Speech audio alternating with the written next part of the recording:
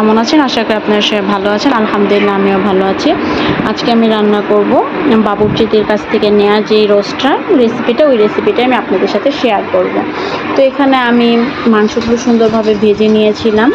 ওই তো আপনাদের প্রথম ভিডিওতে দেখিয়ে দিয়েছি। একটু লবণ আর সামান্য একটু জর্দার রং আর একটু আদা রসুন দিয়ে মাখিয়ে আমি এটাকে ভালোভাবে ভেজে নিয়েছি। ওই ভাজা কড়াইয়ের তেলটার মধ্যে আমি এখানে পেঁয়াজ কুচি দিয়ে দিয়েছি আর দিয়ে দিয়েছি গোটা মশলা। এটাকে আমি একটু বাদামি রং করে ভেজে নিচ্ছি। আর এখানে আমি পেঁয়াজ বাটা নিয়েছি আর এখানে নিয়েছি রোস্টের যে গোটা মশলাগুলো থাকে সেই গোটা মশলাগুলো, যেমন গোলমরিচ, শাহি জিরা, জয়ফল, জয়ত্রী, তারপর পোস্তদানা, এগুলোকে বেটে নিয়েছি আর পেঁয়াজ বাটা দিয়ে দিয়েছি। দিয়ে ভালোভাবে পানি দিয়ে আমি এটাকে কষিয়ে নিচ্ছি। তারপর আমি এখানে একে একে বাকি মশলাগুলো দিয়ে দিচ্ছি। সামান্য একটু দিয়ে দিয়েছি মরিচের গুঁড়ো, দিয়ে দিচ্ছি আমি জিরে গুঁড়ো, তারপর আমি এখানে অ্যাড করব ধনিয়া গুঁড়ো। জিরে গুঁড়োটা আমি দিয়ে দিয়েছি, এখন আমি এখানে অ্যাড করব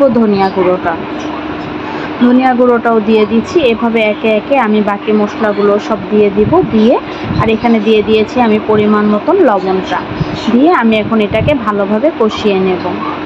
এখানে আমি একে একে সব মশলাগুলো অ্যাড করে দিয়েছি আর এখানে আমি একটু দিয়ে দিয়েছি গোটা মশলার যে বাটাটা, সেই বাটা মশলাটা, আর দিয়ে দিচ্ছি আদা রসুন বাটা। দিয়ে আমি এটাকে ভালোভাবে সুন্দরভাবে কষিয়ে নেব।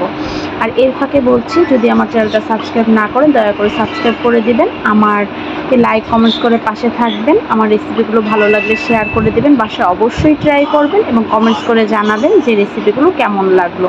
আর কথা বলতে বলতে এর ফাঁকে আমি এখানে দিয়ে দিয়েছিলাম টক দই আর দিয়ে দিয়েছি এখানে রোস্টের মশলাটা জাস্ট ফ্লেভারের জন্য। আর আগেই তো আমি রোস্টের বাটা মশলাটা দিয়ে দিয়েছিলাম। এখানে আমি গুঁড়ো দুধটা গুলিয়ে রেখেছি আর এখানে আমি যে ভাজা মুরগিগুলো ছিল, পাকিস্তানি কক মুরগিগুলো, ওগুলো দিয়ে দিয়েছি।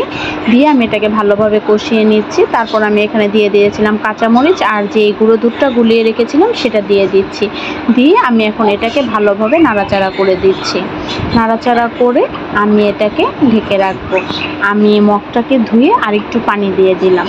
তো আমি সবসময় চেষ্টা করি খুব সহজভাবে আপনাদের রেসিপিগুলো দেওয়ার জন্য এবং অল্প সময়ের মধ্যে খুব ভালোভাবে উপস্থাপন করার জন্য। যদি এর মাঝখানে কোনো ভুল ত্রুটি হয়েই যায় তবে অবশ্যই আপনারা ক্ষমা দৃষ্টি চোখে দেখবেন আর অবশ্যই আমার পাশে থাকবেন।